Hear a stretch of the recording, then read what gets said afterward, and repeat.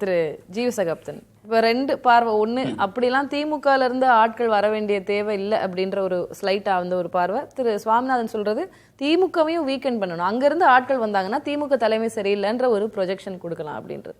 நீங்கள் எப்படி புரிஞ்சுக்கிறீங்க? விஜயுடைய வியூகம் என்னவா இருக்கிறதா நீங்கள் பார்க்குறீங்க? இல்லை, அவரோட வியூகம் வந்து அவருக்கு திமுக, அதிமுக, பாஜக, காங்கிரஸ் எந்த கொள்கையும் அவருக்கு எதிரி கிடையாது, எந்த கொள்கையும் அவருக்கு கிடையாது.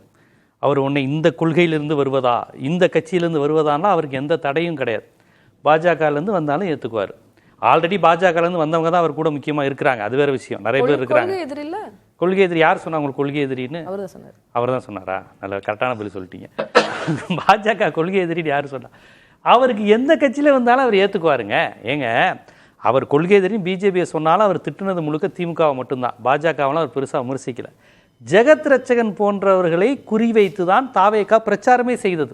இவர்களெல்லாம் இருக்கிறார்கள் பாருங்கள், எவ்வளோ பெரிய பண முதலைகள் பாருங்கள், காலேஜ் நிர்வாகம் இப்படிலாம் கொள்ளையடிச்சிட்டாங்களே, இவர் ஜெகத் ரட்சகன் இப்படி, பொன்முடி, செந்தில் பாலாஜி, விஜயபாஸ்கர், இந்த முகங்களே உங்களை கொள்ளையடிச்சுக்கிட்டு இருக்கிறாங்க. ஒரே ஆட்களே மாவட்ட செயலாளராக வர்றாங்க, அந்தந்த பகுதியில் அந்தந்த சாதிக்காரங்க தான் வர்றாங்க, வட தமிழகம்னா இன்னும் சமூகம், இதையெல்லாம் சொல்லி இந்த மாதிரிலாம் நாங்கள் இருக்க மாட்டோம், நாங்கள் வேற மாதிரி அப்படின்னு மக்களை நம்ப வச்சு தானே அவங்க ஜெயிச்சாங்க. இப்போ ஜெகத் ரட்சகன் வந்து தீய சக்தி பட்டியலில் வரமாட்டாரா? எவ்வளவு நகைச்சுவையா இருக்கும். இவர் சொல்றாரு அவருடைய பையன் தான் போயிருக்காரு, அவர் கட்சியிலே இல்லை அப்படின்னு. அவருக்கு சம்மந்தம் கிடையாது. அப்ப ஆனா இதெல்லாம் எங்க போய் சிரிக்கிறது அப்படின்னு தெரியல இப்படிலாம். ஏன்னா ஜெகத் ரட்சகன் நான் என்ன கேட்கிறேன், இதை நான் புரிஞ்சுக்கிறேன், ரொம்ப வேலிடான பாயிண்ட், நான் அதை உள்வாங்கிக்கிறேன். இந்த மாதிரி விமர்சனங்கள் வரும் அப்படின்னு நம்ம பேசும்போது அது முதல்வர் விஜய்க்கு தெரியாதா, தாவேகா தலைமை அப்படின்ற அடிப்படையில் அவருக்கு தெரியாதா? அப்ப அதெல்லாம் ஃபேஸ் பண்ண தயாராக இருந்துதானே அந்த அக்செப்டன்ஸ் வருது. ஏங்க, முதலமைச்சரான நாளில் இருந்தே 108 எப்படியாவது 120 ஆக்கணும், விசிலுக்கு 120 சீட்டு வேணும். இந்த திருமாவளவன், இடதுசாரிகள் இவங்களெல்லாம் அவர் நம்பவே இல்லை. இவங்களுக்கு இருக்கணும், இவங்களுக்கு கொடுக்கணுங்கிறது அவர் ஆசை. கொடுத்துருக்காருங்க, அது அவருக்கு உடன்பாடு கிடையாதுங்க. இப்போ அவருக்கு 119 120 சீட்டு வந்துருச்சு. ஏன் அவர் இன்னொரு 10 சீட்டு வேணும்னு எதிர்பார்த்துக்கிட்டே இருக்கிறாரு? இப்போ 6 சீட்டு எதுக்கு அதிமுகலேருந்து ரிசைன் பண்ண வைக்கிறாரு? ஆஸ்டின் அதை ராஜினாமா சொல்லி கேட்டிருக்காங்கன்னு செய்தி. ஒரு கோவில்பட்டி தாவேகா மாவட்ட செயலாளர் அந்த எம்எல்ஏ பார்த்து உன்னை ரிசைன் பண்ண வைக்கிறோமா இல்லையான்னு பாருன்னு ஓப்பனாக மேடையில் பேசியிருக்கிறாங்க. அவங்க மைண்ட் வாய்ஸ் அது எந்த அளவுக்கு அவங்க மூளையில உங்க தேரிப்படி வந்தாலுமே இப்ப 10 தொகுதியில இடைத்தேர்தல் வருதுன்னே வைப்போம், இப்ப 7 இன்னொரு 3 10ல இடைத்தேர்தல் வருதுன்னே வைப்போம், 10லயும் தாவேக்காவே ஜெயிக்கும் அப்படின்ற உத்தரவாதம் இருக்கா என்ன? 15க்கு வரும் இடைத்தேர்தல். அவங்க வந்து 10 15 20ங்க நிறைய இடத்துல இடைத்தேர்தல் வேணும். அவருக்கு இப்ப 108 தானே. இப்ப அவர் ராஜினாமா செய்ய வைக்கிறதுலாம் தாவேக்கா காரங்களே ராஜினாமா செய்ய வைக்கிறாரு. வைகோட்டை போய் 2 சீட்டு வேணும்னு கேட்குறாரு. இவன் ரெட்டலை தானே 6 சீட்டு இப்போ இது பண்ணியிருக்காரு. எல்லாமே ரெட்டலை தானேங்க. இப்போ தோத்தாலும் வந்து ரெட்டலைக்கு தானே நட்டம். இப்போ உங்களுக்கு ரெட்டலை இடத்துல தானே விசில் வேணும்னு அவர் நினைக்க எதிர்பார்க்குறாரு. ரெட்டலையை தானே அழிக்கிறாரு, எம்ஜிஆர் கட்சியை தானே அழிக்கிறாரு, ஜெயலலிதா கட்சியை தானே அவர் அழிக்கிறாரு. அதனால் அவருக்கு அது பிரச்சனை கிடையாது. அதுதானே சொல்கிறேனே, அவருக்கு ஜெயலலிதா, எம்ஜிஆர், கலைஞர் யாருமே எதிரியும் கிடையாது. அவருக்கு பெரிய எந்த சித்தாந்தமும் கிடையாது. பாஜகவும் அவருக்கு எதிரி கிடையாது. அவங்களுக்கு யார் வந்தாலும் ஏற்றுக்குவாங்க. இப்போ விபி கலைராஜன் யாருன்னு முதலமைச்சருக்கு தெரியுமா? அவர் அதிமுகவில் எவ்வளோ பெரிய ஆள் தெரியுமா? சென்னை திமுக கோட்டையில் அதிமுக கோட்டையாக மாற்றி வச்சார். டி நகர்னாலே கலைராஜன் தான்.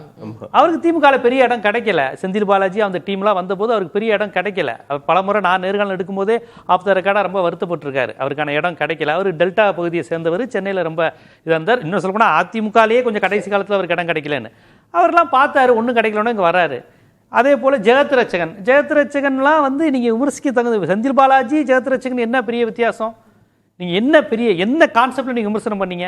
எல்லாரும் பணக்காரங்களாக இருக்கிறாங்க, கல்லூரி நிறுவனங்கள் நடத்துகிறாங்க, பண முதலைகள் இப்படிலாம் சொல்லி தானே ஜெயிச்சிங்க.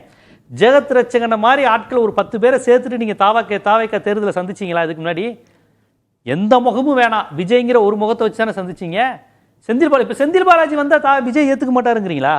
எப்படி செந்தில் பாலாஜி வர்றதுக்கு என்ன தடை இருக்கு? எம்ஆர் விஜயபாஸ்கரும் விஜயபாஸ்கர் எங்க ஏத்துக்க போறாங்க? வருவதில் அவங்க இப்ப விஜயபாஸ்கர் வருவாருன்னு 4 நாளுக்கு முன்னாடி நீங்க எதிர்பார்த்தீங்களா? இவர் பேசின பேச்சுக்கு விஜயபாஸ்கர் வருவாரான்னு கேட்டதுக்கு தாவேக்கா ஆதரவாளர்கள் இதே மேடையிலே நெளிஞ்சாங்கல்ல. அது வந்தா பாத்துக்கலாம், அது வரும்போது பாத்துக்கலாம், அது இன்னும் வரல இல்ல. வந்ததுக்கு அப்புறம் அவர் என்ன வந்தா பாத்துக்கலாம், ஒன்றும் பிரச்சனை இல்லைங்கிறாங்க. அதனால சொல்றேன், எம்ஆர் விஜயபாஸ்கர் ஏத்துக்குவீங்க, செந்தில் பாலாஜி ஏத்துக்க மாட்டீங்கன்னா என்ன அர்த்தம்? இப்போ நீங்கள் ஜெகன் இதுவரை ஏற்றுக்கிட்டீங்க, மற்றவங்கள ஏத்துக்கிறதுல என்ன இருக்கு? என்ன யார்ஸ்டிக்? பேர் தானங்க மாறுது. நீங்க சொன்ன வடிவம் ஒண்ணு தானே. ஊழல்னு நீங்க குற்றச்சாட்டுனீங்க. மக்கள் அவங்கள ஜெயிக்க வச்சுட்டு நீங்க சொன்ன ஜெகன்மூர்த்தி எல்லாரையும் எம்பி ஆக்கி, எம்எல்ஏ ஆக்கி, செந்தில் பாலாஜி எல்லாம் அமைச்சராகி தான் மக்கள் பார்த்தாங்க. இப்பயும் விஜய் அலை வீசிய போதும் செந்தில் பாலாஜி வெற்றி தான். ஊழல் குற்றவாளின்னு சொல்ற விஜயபாஸ்கர் வெற்றி தான். மக்களுடைய கணக்கு வேற. அதுக்கெல்லாம் விசில் ஓட்டு போட்ட கூட்டம் அந்த தொகுதி விராலிமலை மக்கள். ஆனால் நீங்க வரையறுத்தபடி இவர்கள் தான் திராவிட கட்சிகள், இதுதான் திமுக, இதுதான் அதிமுக, நாங்க புது மாதிரியா வரப்போறோம், இந்த ஊழல் சக்தி, இந்த தீய சக்தி, இந்த தீந்து போன சக்தி, இந்த கல்லாப்பட்டி கூட்டணி, இது இல்லாத ஒரு புது சக்தி. நீங்க கல்லாப்பட்டி கூட்டணியோட நாற்காலி அமைச்சுக்கிட்டீங்க, ஆட்சி அமைச்சுக்கிட்டீங்க. தூய சக்தி, தீய சக்தியிலிருந்து ஆட்களை எடுத்துக்கிட்டீங்க, ஊழல் சக்தியிலிருந்து ஆட்களை எடுத்துக்கிட்டீங்க. அப்புறம் இது எப்படி என்ன புது சக்தி, என்ன புதுமை இருக்கு? அவர் சொல்றது அதுக்கான பதில் இல்ல. அதாவதுங்க, இப்போ வந்து தாவேகா தலைவர் தன்னுடைய கட்சி சட்டமன்றத்தில் பெரும்பான்மையாக வர வேண்டும் என்று நினைப்பதில் தவறு எதுவும் இருக்கிற மாதிரி எனக்கு தெரியல. 96 வச்சுட்டு இல்ல சமரசம் இல்ல. இவர் சொல்றாரு 10 சீட்டு விசில்ல ஜெயிக்கணும்னு. அதுல என்ன what is wrong in it? இல்ல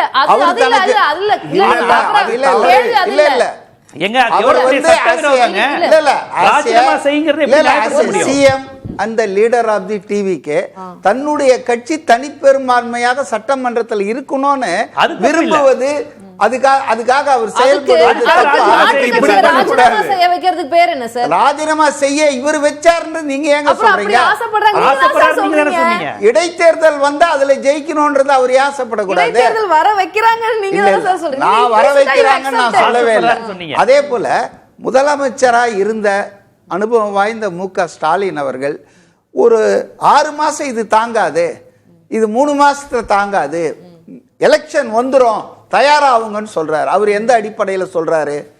அது அவருக்கு ஒரு கணக்கு இருக்குல்ல. இன்னைக்கு 180 கோடி ரூபாய் திட்டம் ஒரு ப்ராஜெக்ட் போட்டு 5 ஸ்டார் ஹோட்டல்ல இப்ப எவ்வளவு பண்ணி இருக்காங்க, எத்தனை எம்எல்ஏ தாவேக்கா, இது என்ன வியாபாரம், இது என்ன முயற்சி?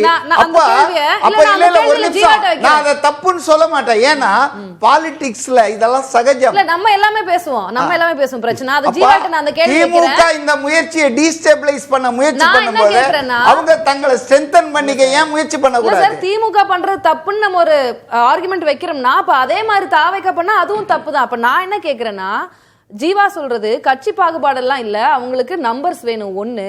அதுக்கு யார் வந்தாலும் சரி. இப்ப ஊழல் சக்தி, ஊழலின் உருவமாக இருக்கக்கூடியவங்க செந்தில் பாலாஜிக்கும் இப்ப நீங்க விபி கலைராஜனுக்கும் ஜெகத்ரட்சனுக்கும் என்ன நீங்க வேறுபாடு சொல்வீங்க? எதுக்கு அவங்களை எல்லாம் அக்செப்ட் பண்ணணும்? இப்ப விஜயபாஸ்கர் எதுக்கு அக்செப்ட் பண்ணணும்? அது அந்த கேள்வி இருக்குல்ல, அது முக்கியமான கேள்வி இல்ல. அதுக்கு எப்படி விஜயபாஸ்கர்னா அவர் ஒரு தனி ஆள் இல்லைங்க. இந்த கடந்த சட்டமன்ற தேர்தலிலேயே 60,000 வாக்குகள் வித்தியாசத்துல அந்த தொகுதியில ஜெயிச்சிருக்காரு. People support him. 20,000 பேரை கூட்டு வந்திருக்கிறாரு. எந்த கட்சி தலைவருங்க இப்படி ஒரு மாவட்ட அளவுல செல்வாக்குள்ள தலைவர்கள் தங்க கட்சிக்கு வரக்கூடாதுன்னு விரும்புவாங்க? இது எல்லா கட்சிக்கும் ஏங்க ஓ பன்னீர்செல்வத்தை சேர்த்துக்கிறாரு, வைத்தியலிங்கத்தை சேர்த்துக்கிறாரு, மனோஜ் பாண்டியனை சேர்த்துக்கிறாரு. அதுதான் கேக்குறேன். நம்ம திமுக மேல ஒரு குற்றச்சாட்டு வைக்கிறோம் அப்படின்னா இப்ப அதே தாவைக்க பண்ணாலும் குற்றம் தான். இல்ல அவங்க என்ன சொல்ல வராங்கன்னா, இல்லைங்க அரசியல்ல நாங்களும் அப்படிதான் இருப்போம், எங்களை அட்மினிஸ்ட்ரேஷனை வச்சு மட்டும் நீங்க எங்களை இது பண்ணோம், நமக்கு கிளாஸ் எடுக்கிறாங்க. நமக்கு என்ன பண்றாங்கன்னா ஒரு கிளாசிபிகேஷன் கொடுக்குறாங்க. எங்களை நீங்க வந்து இந்த கண்ணாடி போட்டு தான் பார்க்கணும், அந்த கண்ணாடி போட்டு பார்க்க கூடாது. அரசியல்ல இப்படி அப்படி முன்ன பின்னதான் இருக்கும். ஆனா தேர்தல் போது அவங்க எல்லாம் தூய சக்தி தீய சக்தின்ற கிளாசிபிகேஷன் யாரு கொடுத்தது?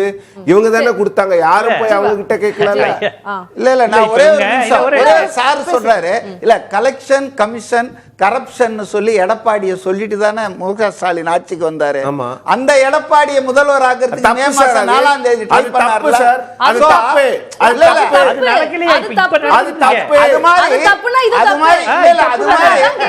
அது மாதிரி மிஸ்டர் விஜய் வந்து இவங்களை யாராவது அமைச்சர் ஆக்குனா தலைமை பொறுப்புல கொண்டு வந்தா நீங்க சொல்லலாம். கட்சிக்கு வர்றத வந்துட்டு ஒரே ஒரு நோடி விஜயபாஸ்கர் வரது டவுட்னாங்க, இப்ப கடைசில முடிச்சு ஆக மாட்டாங்கறாங்க. நீங்க ஒரு நிமிஷம் சுவாமிநாதன் குறுக்கிட இருந்தீங்க, உங்க பதில சொல்லலாம் சுவாமிநாதன். இல்ல சார், இல்ல மேடம், மதிவாணன் சாருக்கு தான் ஒரே ஒரு சின்ன பதில். மதுரையில வந்து விஜய் அவர்கள் பேசுகிற பொழுது மதுரை கிழக்கு உங்கள் விஜய் வேட்பாளர் பேர் சொன்னார், மதுரை தெற்கு உங்கள் விஜய், திருப்பரங்குன்றம் உங்கள் விஜய், விராலிமலைக்கு மட்டும் விஜயபாஸ்கர் சொல்லிட்டாருன்னு நினைக்கிறேன். ஏன்னா அவர் அதுதான் குறிப்பிடுறாரு. விஜயபாஸ்கர் சாதாரண நபர் இல்ல, 20,000 பேரை கூட்டிட்டு வர்றாரு, கிட்டத்தட்ட 60,000 வாக்கள் வித்தியாசத்துல ஜெயிச்சிருக்காரு. அப்ப விஜய் என்கிற முகத்தை விட விஜயபாஸ்கர் முகம் வசீகரமாக இருக்கிறது. ரொம்ப தெளிவா சொல்லிட்டாரு. அதான் விராலிமலையில விஜயபாஸ்கர் ஜெயிச்சிருக்காரு, விஜய் ஜெயிக்கல. விஜய் முகம் வேலை செஞ்சது. இது ஒரு ஃபேக்ட்ங்க. அத விராலிமலையில வேலை செய்யலையே. 234 தொகுதியில வேலை செய்யல. கோவை தெற்குல வேலை செய்யலையே. ஃபேக்ட் அதுல என்ன இருக்குது? முழுக்க வேலை செய்யலையே. I told only a fact, that's all. இல்லங்க, மக்கள் செல்வாக்கோடு இருக்கிற தலைவர்களை ஒரு கட்சி விரும்புங்கிறாங்க. அப்ப செந்தில் பாலாஜி யாரு? கரூர்லயும் சாதிச்சிட்டாரு, கோயம்புத்தூர்லயும் ஜெயிச்சிருக்காருல. அவர் வந்து எம்எல்ஏ ஆகிதானங்க, மக்கள் ஓட்டு போட்டு தானங்க எம்எல்ஏ ஆகிறாரு செந்தில் பாலாஜி. இவங்க விமர்சிக்கிற விராலிமலை விஜயபாஸ்கரும் மக்கள் ஓட்டு போட்டு தானே ஜெயிக்கிறாங்க. அப்ப இவங்ககிட்ட வரும்போது மட்டும் அவங்கள ஊழல் சக்தி அவங்க பண்ணது எல்லாம் மறந்துடுவோம். இவ்வளவு பெரிய மக்கள் செல்வாக்கு இருக்குன்னா இவங்க விமர்சித்த திமுக அதிமுக தலைவர்கள் எல்லாருமே மக்கள் செல்வாக்கோடு இருந்தவங்க தான். எம்ஆர் விஜயபாஸ்கரா இருக்கட்டும், சி விஜயபாஸ்கரா இருக்கட்டும், செந்தில் பாலாஜியா இருக்கட்டும், இப்ப சேர்ந்திருக்கக்கூடிய ஜெகத் ரட்சகனா இருக்கட்டும், இவங்களாம் மக்கள்ல நின்று ஜெயிச்சவங்க தானே. பாண்டிச்சேரியும் சேர்த்து நீங்க பாத்துக்கோங்கன்னு சொல்லி திமுக வந்து ஜெகத் ரட்சனுக்கு கொடுத்துச்சு. சேர்த்து பாத்துக்கோங்கன்னா அதுல என்னென்ன அர்த்தம் இருக்கு தெரியாதா? அதையெல்லாம் வச்சுதானே நீங்க விமர்சனம் பண்ணீங்க. இவ்வளவு பெரிய ஆட்கள் எல்லாம் பண முதலிகள் இருக்காங்க, எங்க பக்கம் யாரு இல்லைன்னு. அப்ப இப்ப நீங்க எல்லாரையும் சேர்த்துக்கிறீங்க. உங்க பக்கம் தனி முதலாளிகள் இருக்காங்க, ஆந்திரா முதலாளிகள் தனியா இருக்காங்க, அது ஒரு தனி அரசியல். இது போக திமுக அதிமுக இருக்கவங்களும் எங்களுக்கு வேணும்னு நினைக்கிறீங்க. ஆனா என்ன சொல்றீங்க? திமுக அதிமுக இருந்து நாங்க ஆல்டர்னேட்டிவ், அந்த நாங்க ஊழல் அரசியல் இருந்து தனியா பண்ண போறோங்கிறீங்க. இது எப்படி நம்புற மாதிரி இருக்கு? திரு சிவப்பிரியன், இப்போ இந்த விமர்சனம் வரத கடந்தே போக முடியாது. இப்ப நான் என்ன கேள்வியா கேக்குறேன்னா, இந்த விமர்சனம் எல்லாம் வரப்போகுதுன்னு தாவேக தலைமைக்கும் தெரியும். அதையெல்லாம் எதிர்கொள்ளவோ இல்ல அதையெல்லாம் சரி பண்ணவோ காம்ப்ரமைஸ் பண்ணவோ எந்த ஸ்ட்ராட்டஜியும் இல்லாமையா இப்போ வரவங்க எல்லாம் அக்செப்ட் பண்ண போறாங்க? இருக்கு, ஸ்ட்ராட்டஜிலாம் இருக்கு. அவங்க என்ன நம்புறாங்கன்னா 108 சீட்ல தாவேகா வந்தது, 35% ஓட்டு வந்து பெருமளவுல மக்கள் வந்து 2 திராவிட கட்சிகளை மீறி விஜய் அவர்களுக்கு ஓட்டு போட்டிருக்காங்க. ஸோ அந்த ஈர்ப்பு இன்னும் ரொம்ப நாளைக்கு இருக்கும். அந்த ஈர்ப்பு கண்டிப்பா போவாது. ஸோ விஜய் அவர்கள் எங்கேயாவது ஒரு இடத்துல போய் பேசினார்னா அதனுடைய ரியாக்ஷன் எப்படி இருக்குன்னு நம்மளே பார்க்குறோம். ஸோ அவங்க திருப்பி அவங்களோட ட்ரம்ப் கார்டான முதலமைச்சர் ஜோசப் விஜயை யூஸ் பண்ணுவாங்க. பை எலெக்ஷனுக்கு அவர் போய் 2 இடத்துல ஓட்டு கேட்டார்னா ஈஸியா நம்ம ஜெயிச்சிடலாம் நினைக்கிறாங்க. இதுதான் தாவேகாவோட ஸ்ட்ராட்டஜி. இந்த ஸ்ட்ராட்டஜி தப்புன்னே சொல்ல முடியாது, இது சரியா கூட இருக்கும். இன்னொன்னு ஜீவா வந்து செந்தில் பாலாஜியை எப்படியாவது தாவேகாக்குள்ள அனுப்புறதுலயே இருக்காரு. செந்தில் பாலாஜி ஜெகத் ரட்சகன் அனுப்புறாரு. இவங்க யார் படி செந்தில் பாலாஜி ஒண்ணே இவங்க நான் எதுக்கு அனுப்புறேன்?